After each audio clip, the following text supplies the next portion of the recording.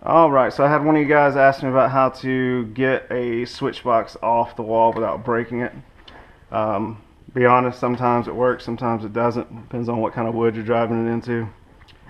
But what I try to do is I'll come into the back of it like this, give a couple taps just to get it to loosen, then come right under the nail, give it a little push, and then stop. Come down to the second nail under here, same thing.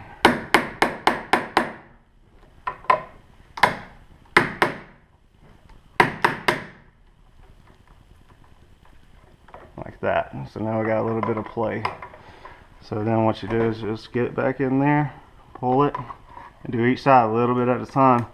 So what will happen is you drive one side out, you're going to bend it or break it. Once you get to this point, you can keep prying, it'll work too. If they're really tight, you can use a crimp tool like this, or some cutting pliers like this. What you're going to do is you're going to grab that nail up here, grab it with the teeth, and then push against the wood. And that's going to allow it to come out. And you can work it out nice and even. So now you have a switch box that you can now reuse instead of breaking it or throwing it away. Just nail them back. And there we go.